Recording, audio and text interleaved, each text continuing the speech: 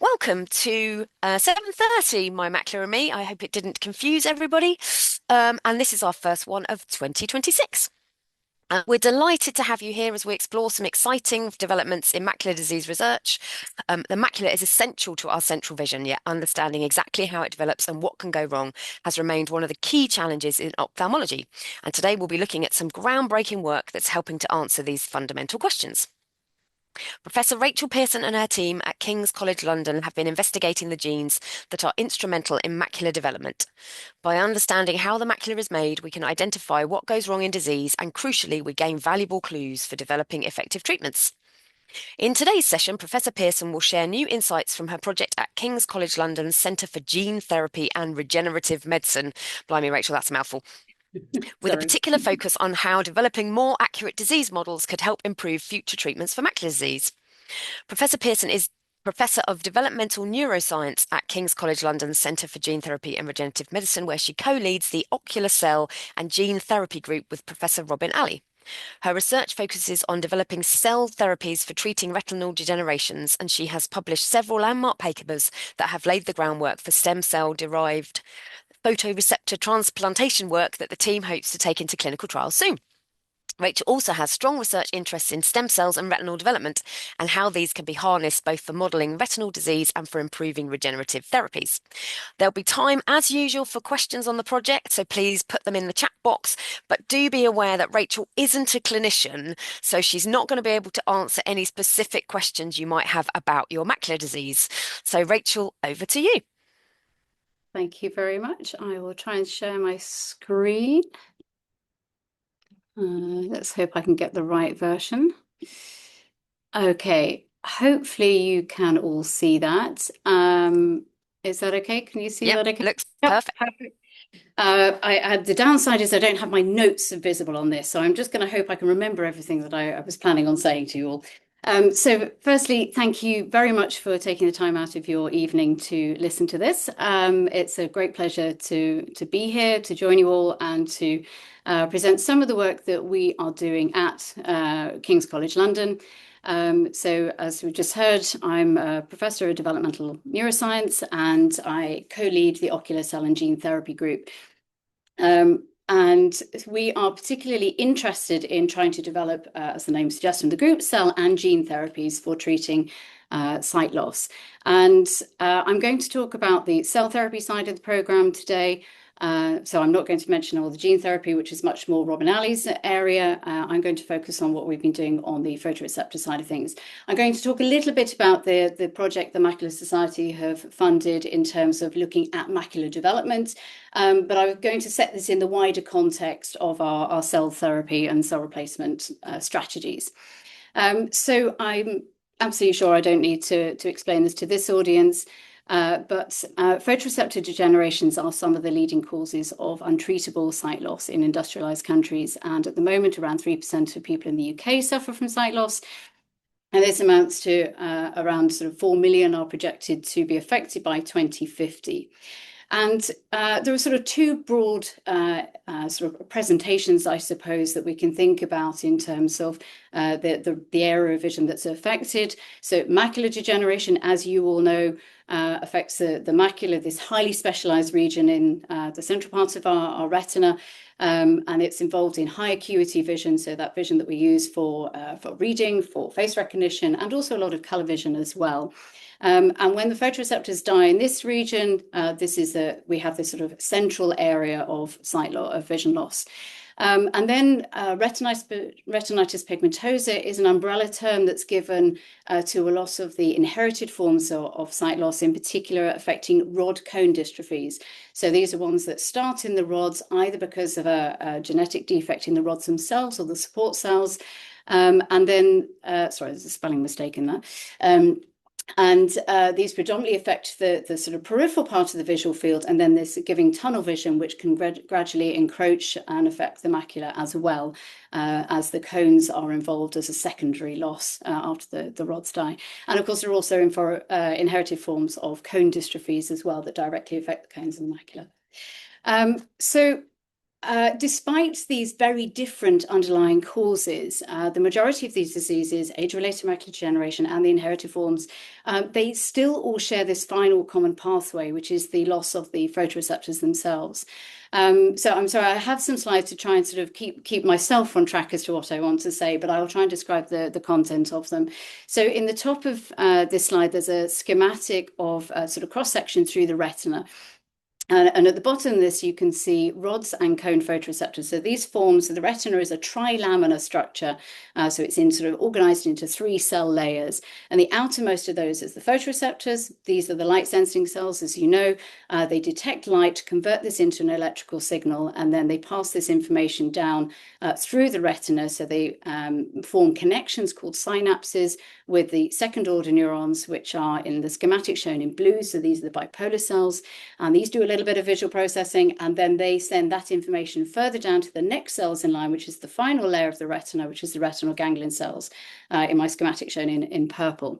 And the ganglion cells do quite a lot of processing of that visual information. They take information from lots of photoreceptors and begin to sort of process what that means in terms of things like edges and contrast and so on. So there are lots of different aspects of what we see in the visual field that's processed by those ganglion cells. And then they send all this information in packets of electrical signals through their axons, which are like long connections, which bundle together, go out through the optic disc and project through the optic nerve up to the higher visual areas in the brain for further processing.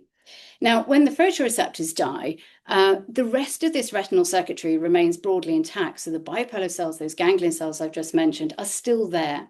So this offers us the opportunity to potentially reverse the loss of vision that occurs during the photoreceptor degeneration by replacing the lost photoreceptors with healthy new ones, because the rest of that circuit is there, and we just need to put in that first step, the photoreceptors, to hopefully restore visual function in the area that has degenerated.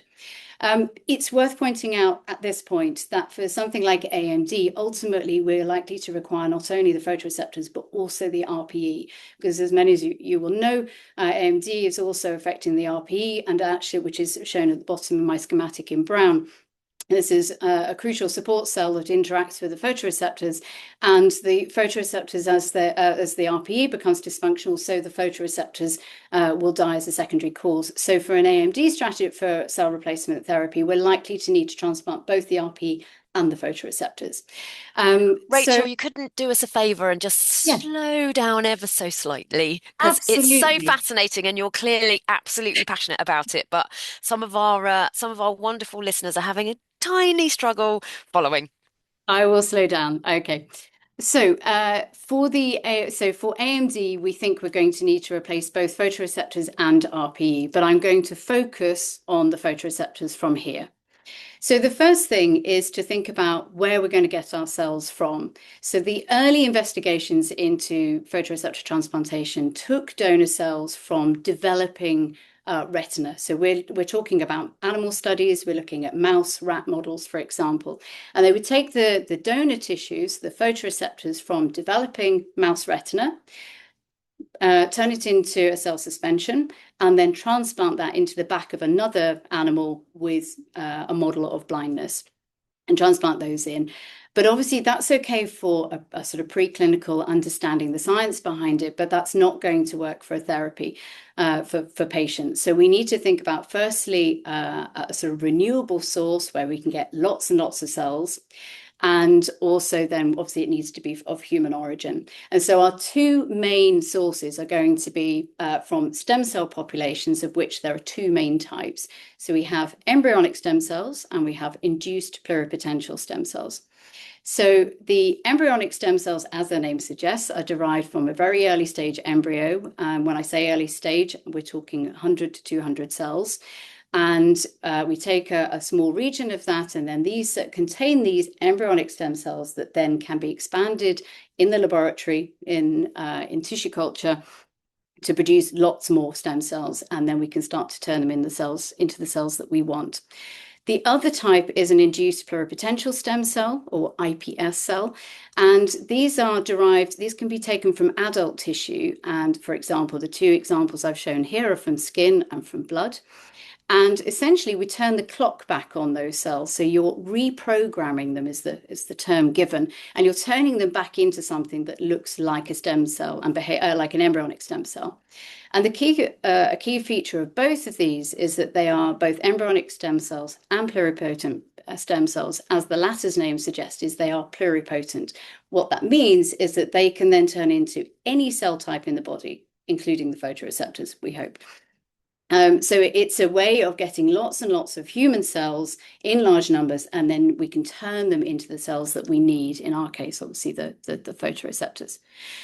How do we do this? So we've got, in theory, these are limitless potential, these cells, but we want them to turn into a very specific cell type. And we need to think about how we're going to do this. And essentially, you can think of it a little bit like a recipe. So we are trying to recapitulate a process that happens in normal development. So normally, the embryo forms and we end up with a region that goes on to form the eye, and within that, the retina, and then within that, the photoreceptors.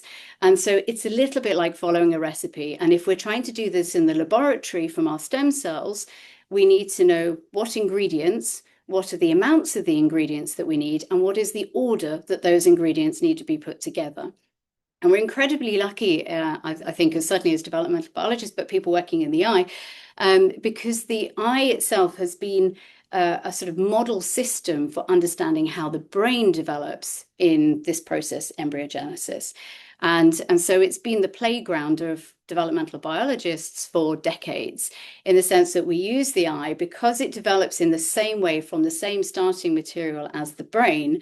A lot of people who are interested in how the brain forms then use the eye as this sort of accessible model because it has this beautiful tri-layered structure that I mentioned at the beginning, and we can image it very easily. So we can look at all these processes that are involved to form the retina. And then the developmental biologists were then using that as a way of extrapolating what goes on in the brain.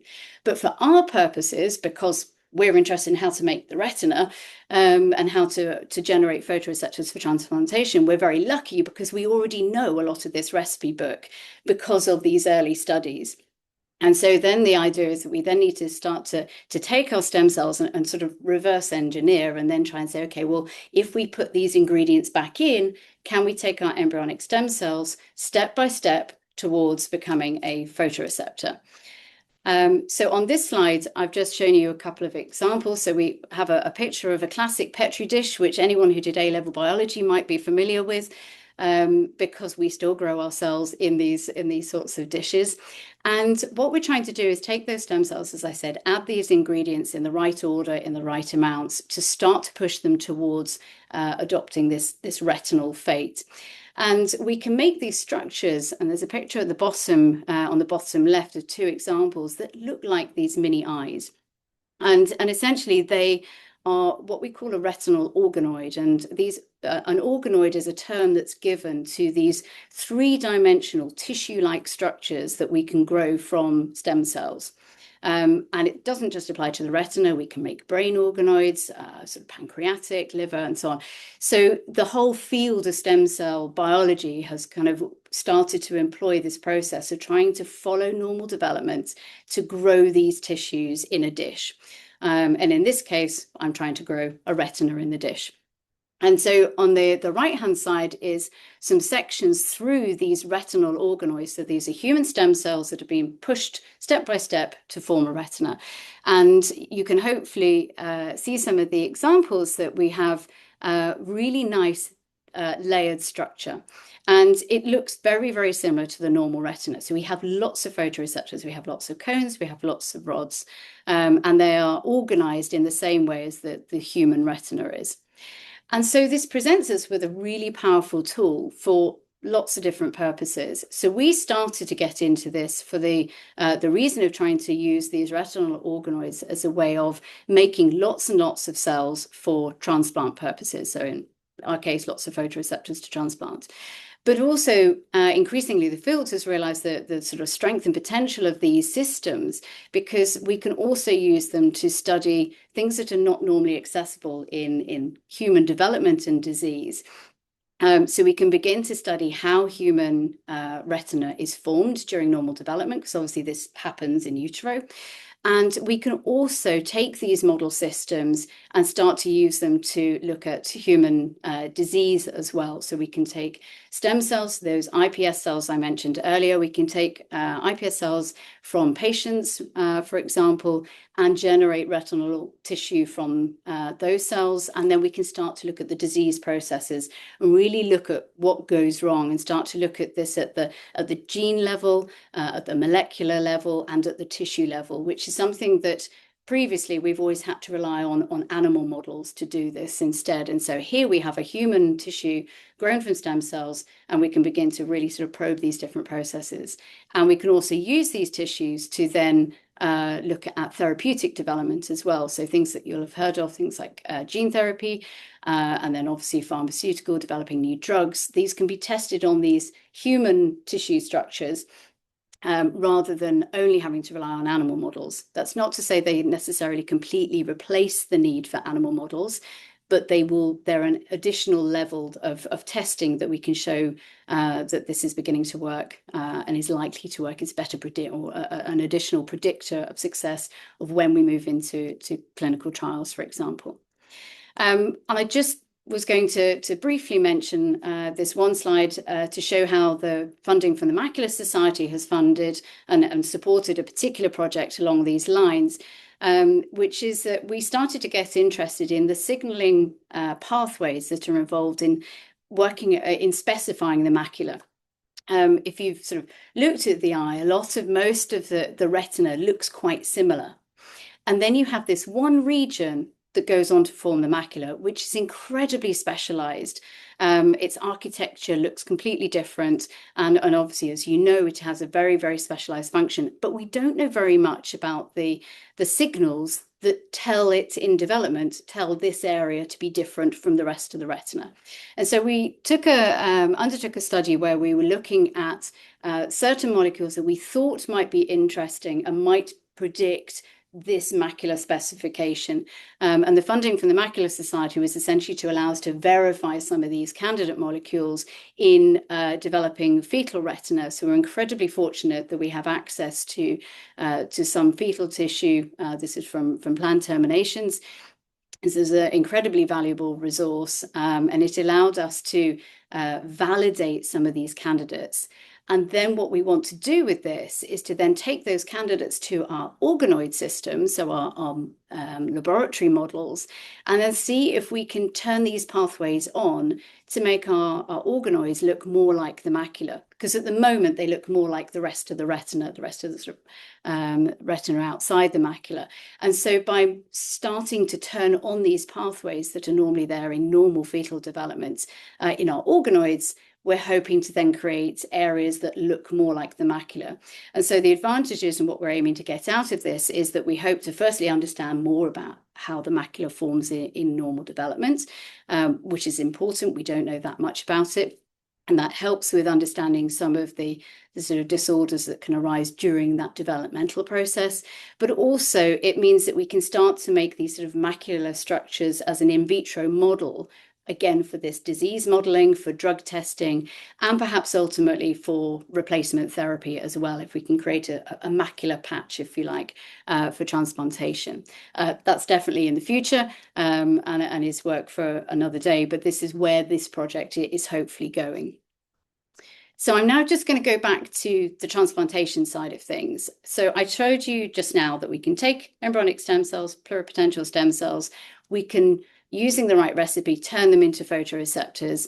So we've got our sort of ready supply of human photoreceptors for transplant. Now we've got to work out how we get them into the retina. And this falls into sort of two main approaches, and they're fairly pragmatic, and they're around the sort of the surgical approach as much as anything. And so we grow our organoids, and then one approach is to then dissociate that. So I mean to sort of break it up into single cells. And then we have a single cell suspension that we can then inject into the back of the eye. So some of the advantages around this approach are that we can use a very, very fine gauge needle. So it means that it's quite a minimally invasive procedure. We can go in between that neural retina that remains, so those bipolar cells, ganglion cells I described at the beginning, we can go in between what remains of the neural retina and the retinal pigment epithelium and put those cells exactly where we need them. The other thing is that because it's a single cell suspension, we can sort the cells that we want out from the cells that we don't want. Because within that organoid that I showed you, yes, we have lots of rods and cones, but if we want to target the macula, we might want to be going for more cones rather than a mix. And also we might want to get rid of the other cells because whilst we have the photoreceptors, we also have lots of inner retinal cells too. So those bipolar cells and so on. So you're putting lots of other cells that come with it. And indeed, in an organoid, there's also cells that aren't even retina. So by sorting, this means we can get rid of everything that we don't want, and we can just put in a very purified population of in our case, cone photoreceptors is what we've been focusing on. The second approach, so the disadvantage of that is that you're putting them in as a cell suspension. So I started off with this beautiful organized structure. I've then turned it into a cell soup, which I'm then putting back into the eye and hoping it's going to organize under its own steam. So an alternative approach is to then try instead put in something that's already an organized sheet. And so this might be the early studies looking at this again went back to using fetal tissue and taking intact pieces of fetal retina. More recently, with retinal organoid technology coming to the fore, we can now take a piece of that organoid and then transplant that. So the advantage of this approach is that that structure is already there. So that photoreceptor layer, which is beautifully organized in the organoid, is still organized when you transplant it into the recipient. But the downsides are that that surgery is obviously more invasive. You're now putting in a big patch, which requires, even if it's a small patch, you still need to make quite a big incision, and you need very special injection devices to get that tissue into where you need with the correct orientation. And the other challenge with that is that you're also putting in all those other cell types. So in that organoid structure that I showed you, you've got the photoreceptor layer, but you have also got those inner retinal neurons, which means that when you transplant it into the patient, then the photoreceptors, which you want to connect to the patient's remaining retina, those photoreceptors now have to disconnect from the cells that they came in with in order to connect up to the patient's retinal circuitry. And so at the moment, that's a challenge. There are groups working on this and trying to work out ways to get rid of that inner retina. But at the moment, that's a limitation because it's effectively providing a barrier between our new photoreceptors and the patient's retina, which you want it to connect up to. So both approaches have their pros and cons. Both are under investigation by our group and other groups worldwide. I'm just going to focus on the cell suspension approach from here on in, just because it's that further developed certainly in our group. And so that's the area I'll continue with for the rest of the talk. So just at the bottom, there are two images. One is a cross-section from a mouse retina that's been transplanted with human stem cell-derived cones. And those cones are labeled in green, and they essentially reform a new outer nuclear layer where those photoreceptors would be. And they can cover quite a large area. We can certainly easily cover more than the size of the macula, than the human macula. This is obviously in a mouse model, so the eye size is much smaller. But we can repopulate and reform that photoreceptor layer, even though it's a cell suspension. And actually, if we look in more detail, like the panel on the right, we can see that those cells do start to organize. So even though I turn them into a cell soup before we inject, we then see that those cells begin to self-organize, send new projections towards the host retina and start to form these new connections, which is the really important bit, because it's those connections that allow that information of those new photoreceptors that detect light to then pass that information to the next cells in line, the bipolar cells. Okay, so the next challenge, if we're looking at it from a preclinical point of view, is we obviously have to work out what that those cells look good, they appear to be forming connections, but what we don't know is whether or not that actually is turning into signals that are passed through the retina and up to the higher visual areas. So then we have the delightful challenge of working out whether or not a mouse can see or not. So I just thought I'd show you a couple of the techniques that we use. So the first one is what's called an optokinetic head tracking reflex. So the mouse is placed on a little raised platform. He's freely moving. He can twiddle around. He just can't run around on the base. So he's on this raised platform and he's surrounded by 4 computer screens. And these screens have a series of black and white striped bars, vertical bars, and they rotate clockwise or anti-clockwise. And this constant motion of clockwise or anti-clockwise rotation triggers a reflex in the mice. It's driven by what they see through the eyes, and they will involuntarily track with their head to the left or the right in the direction of the rotating grating. And we can look in different aspects of vision because with the black and white bars, you can put them wider or closer together and start to look at acuity, so that ability to detect detail. You can also change whether or not they are black and white, so high contrast.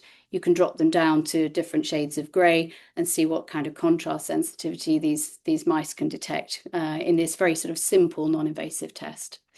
Another similar idea, this is a simple one, this is a light-dark avoidance test. And so in this case, we have 2 boxes separated by a little door, and the mouse is placed in one box. And because mice are nocturnal, they're also prey animals, they will preferentially hang out in the dark box in preference over the lit box. And so by placing this, we can then just watch the amount of time that those mice spend in either the dark or the light compartments. And a sighted mouse will spend most of its time in the dark box. A mouse with a model of blindness will show no preference to one side or the other. So this is, again, is quite a straightforward sort of non-invasive way of looking whether or not the mice are detecting light and changing their behavior accordingly. And then finally, we can then look at the retina itself. And so back to that, the sort of the structure of the retina, we can then record the output of the retina. So we're transplanting the photoreceptors on the one side. We can then record what happens on the output of those ganglion cells and begin to say, okay, so what sort of information is being passed from the cells that we transplant through that circuit? And what sense is that circuit making of the information it's receiving?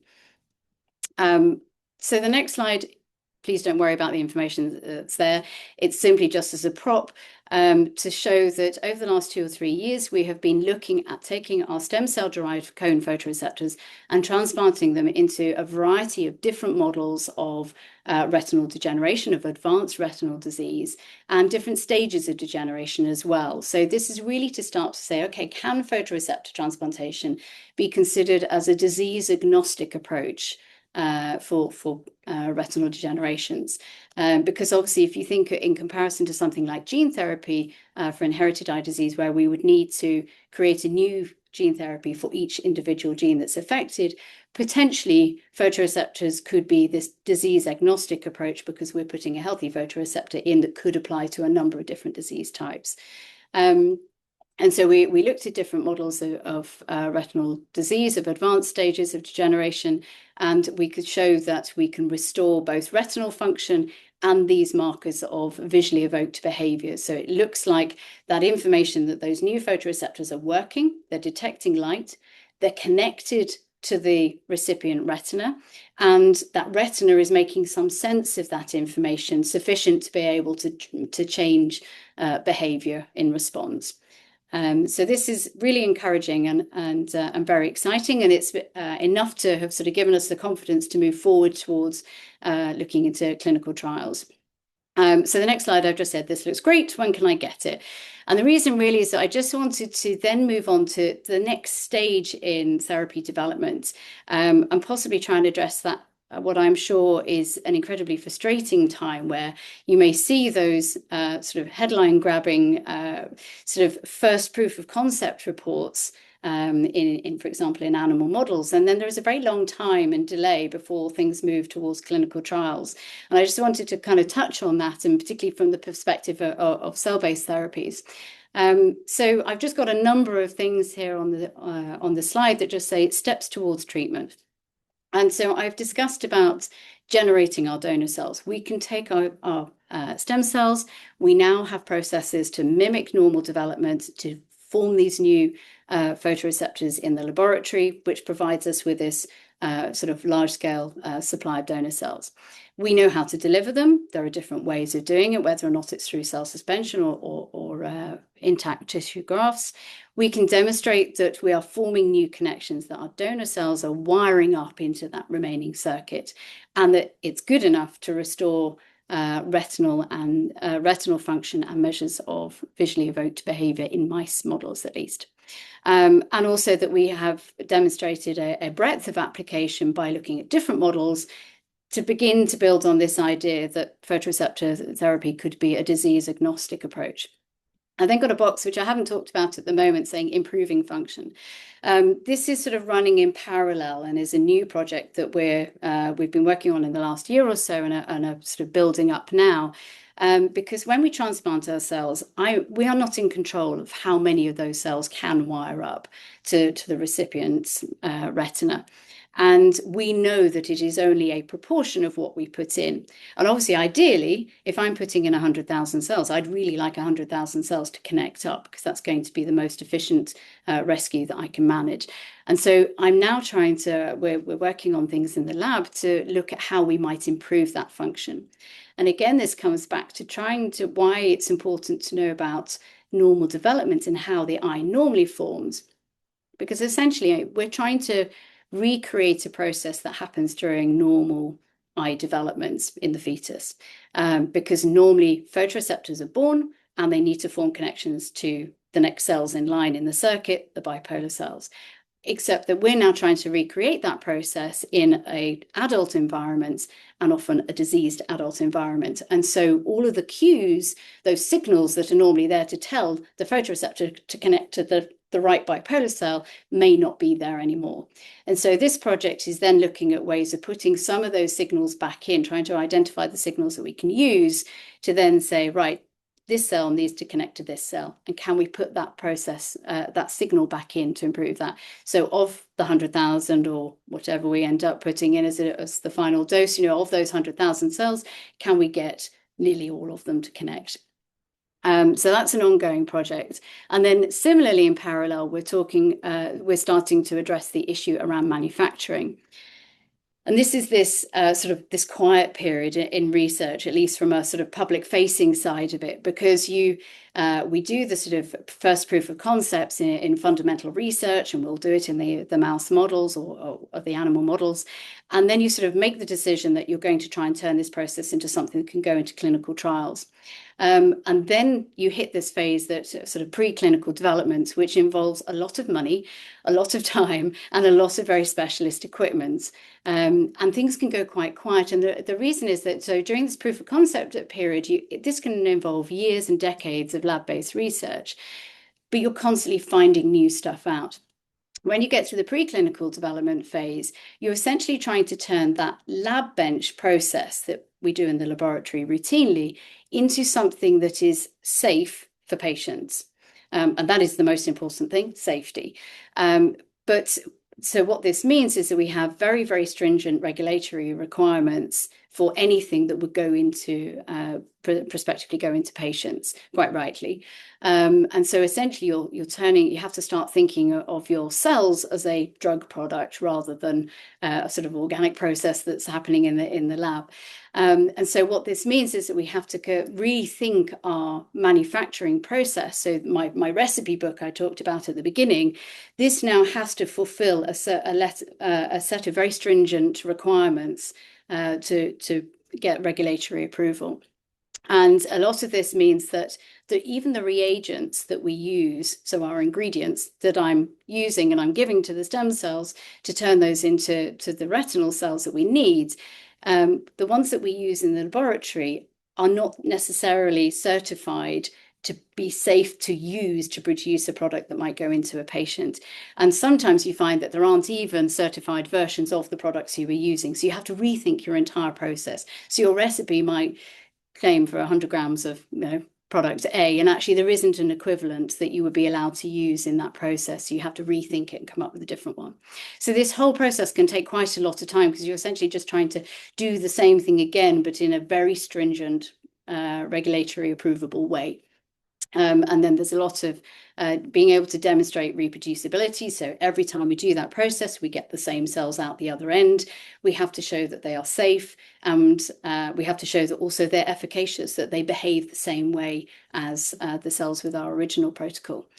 And so with this comes a lot of time and development in it, and it can go quite quiet before you then get back to the sort of headline grabbing stage of doing clinical trials. So I just thought it was worth sort of explaining some of that process. And so this is where we are at the moment. So we have demonstrated our proof of concept. We know that we can rescue in a variety of different models. We have a process that works. We have now converted our process to this clinical grade of manufacturing. And now we're in that sort of testing phase to show that every time we do it, it's the same product. And we build up this big data set that then you can submit to the regulatory authorities, hopefully to then be given permission to move towards clinical trials. And with that, I will stop because I think we're about half an hour. And so I just wanted to obviously thank you for your attention. Obviously, none of this work is possible without significant funding from a variety of different sources. We're underpinned by the Medical Research Council, but also have had very gratefully received funding over the years from Macular Society, Fight for Sight, Wellcome Trust, Retina UK.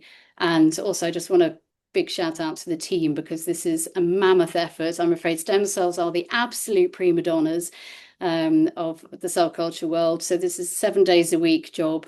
My team are in, as I said, 7 days a week, Christmas days, you name it. And they are absolutely brilliant and they work super hard. And this is some of the sporty gang on a Fight for Sight, Macular Society and Retina UK raising money for you. So yeah, and thank you for your attention. Wow, Rachel, thank you so much. I particularly am struck by the idea of creating an eye in a dish that you can then give macular disease to, because of course it's one thing creating an eye, it's another thing creating an eye that will then do the things that we see in macular disease. Right. That was absolutely fascinating, absolutely fascinating. I'm guessing the one question that everybody wants to know, which is the impossible question to answer, is how close really do you think we are in terms of this becoming a thing that even in some of our audience might be able to have as part of a clinical trial?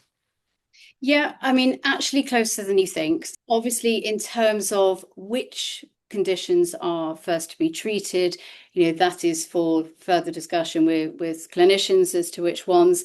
We will go look at, as I mentioned at the beginning, obviously, if you're looking at AMD, then this is a more complicated disease to approach, and we need to look at both cell types. So the first ones are likely to be cone dystrophy, where the rest of the RPE is okay, and you're trying to target the photoreceptors. There are trials, so there is a trial that started for rod and cone transplantation in the US, supported by Blue Rock. So that has just started at the end of last year, second half of last year.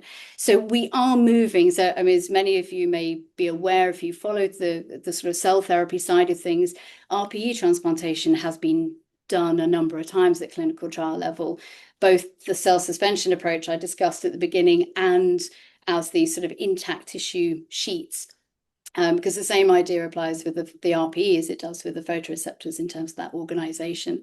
So there are clinical trial data sets out there from the RPE side of things, and I think we're now moving into a point where in the next 2-3 years we're going to start to get that clinical trial data from or at least the starting of those clinical trials for photoreceptors. And for those that don't know, what does RPE stand for? Retinal pigmented epithelium.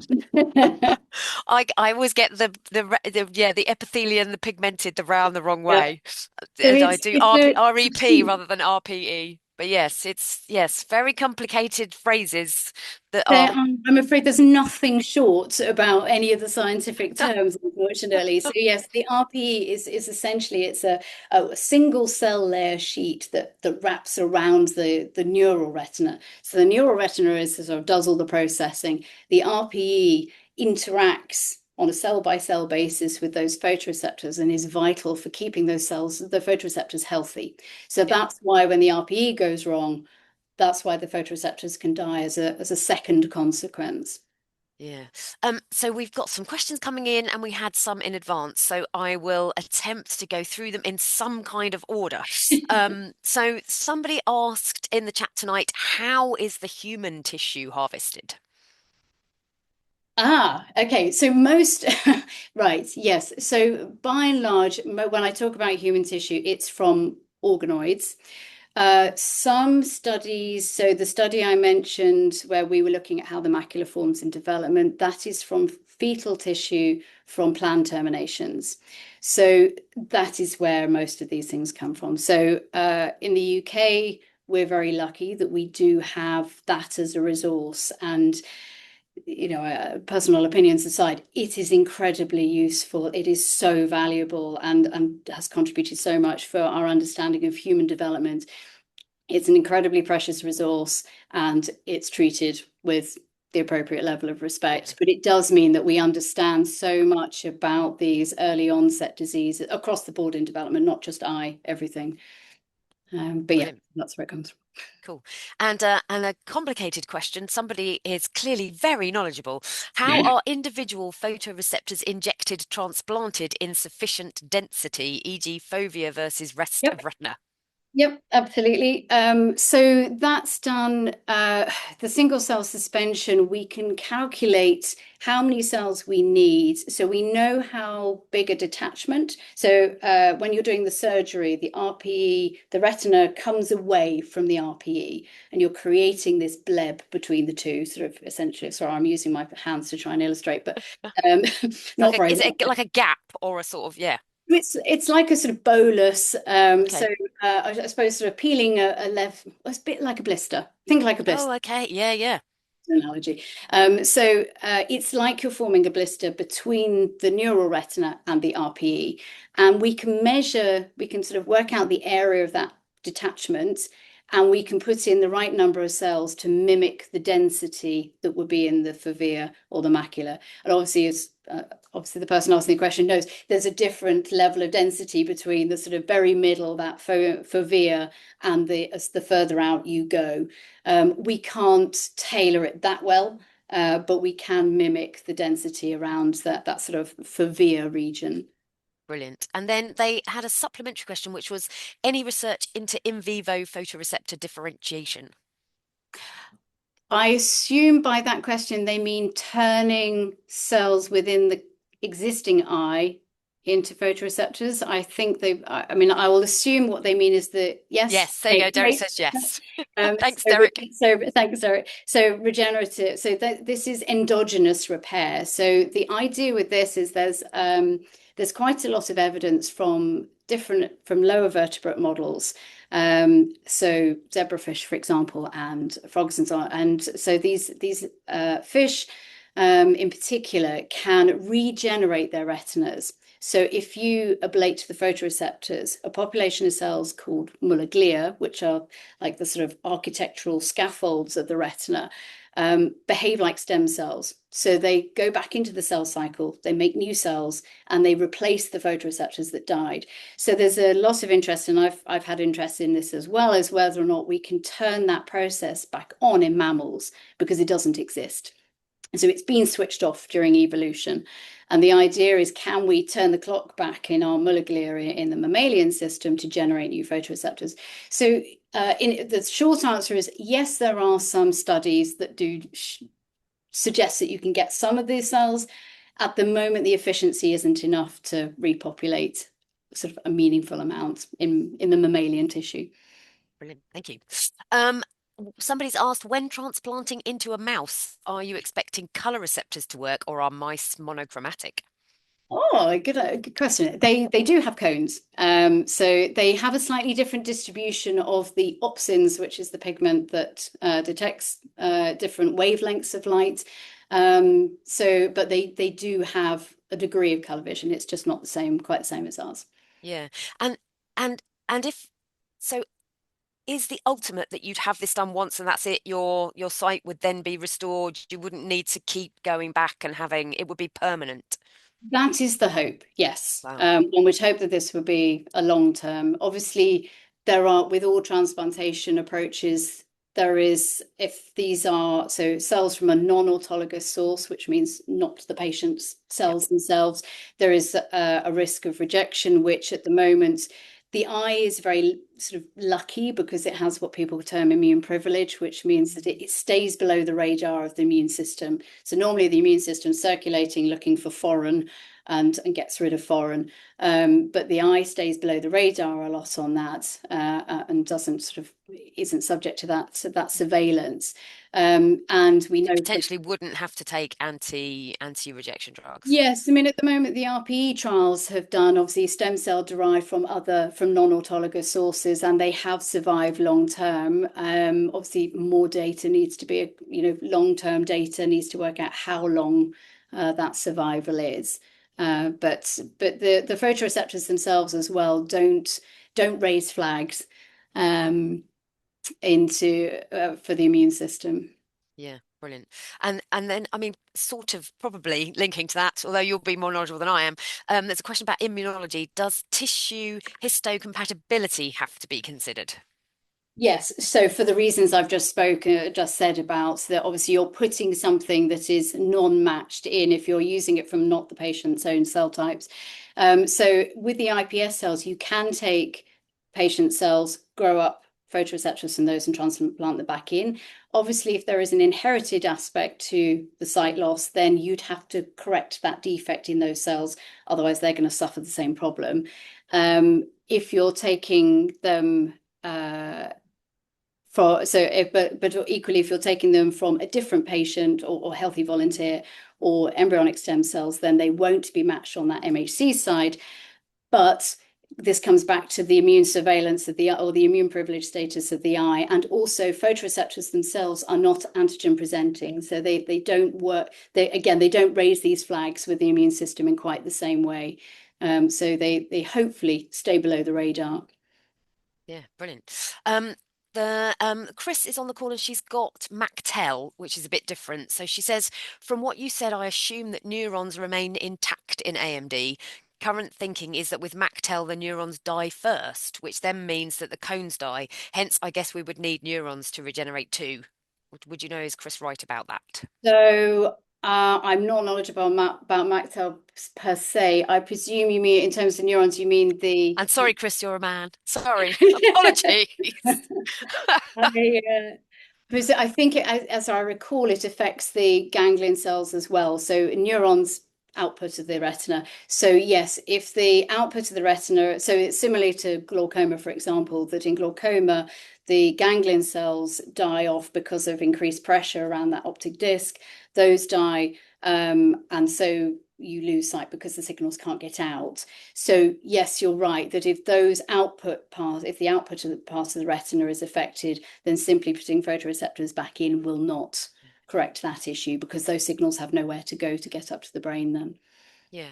A really interesting question around the use of cord blood. So, do you think there are other parts of a human that could be used as part of getting good stem cells? Yes, I mean, we have not looked into cord blood ourselves. I think for generally from the field, it seems that ES and IPS are the sort of predominant sources. And I think that there's probably the most work in terms of characterizing them and their differentiation potential. But there is a theoretical potential from those. But I think there's still less work done on it as far as I know. Yeah. Yeah, there's challenge. Rachel and I had a pre-meeting. We're talking about the challenges in the research world at the moment and how, there's so much research we need to do and there's so little funding. And, we need, this is why we need to raise more money so we can fund more research. Um, so we've had some questions in advance as well. So one of the questions is, does your research identify whether male or female genes from parents are the most likely to be important for passing on macular disease? Yeah, do you know? I Do we don't, do we I know? don't know. I don't know, to be honest. That's a really interesting question. I'm Mm, not into the genetics for AMD to yeah. develop.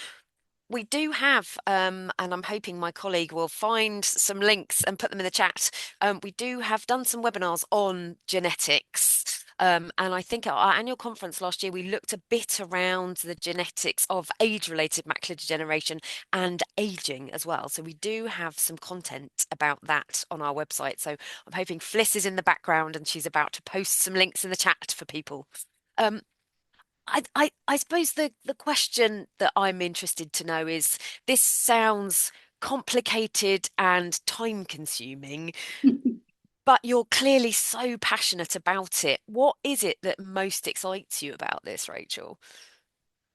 I think at the moment, feeling like we really have made progress and Mm, we actually are. I think, I mean, I've been doing this now for uh, quite a long time, about 20 years.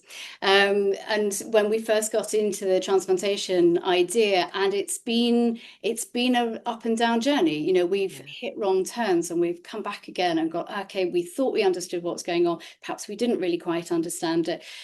So there's always the next stage, but I mean, I think now for me it's sort of seeing this really have the potential to go into clinical trials and see what there's a thank you very very lovely, much. Elaine That's has very made a lovely comment in the chat saying that Rachel must have started when she was very young. That's very kind of you. No, I promise I was significantly older. But it really is the fact that now I feel like it is in grasp of being able to see if we can make meaningful difference to Yeah, patients. And that is always it. I know it probably sounds a cliche, but it is what drives us.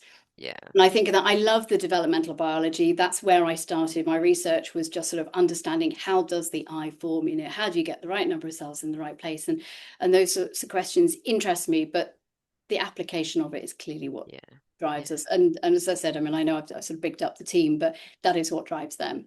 Um, yeah. and they are a fantastic team. And it is time consuming, you're right.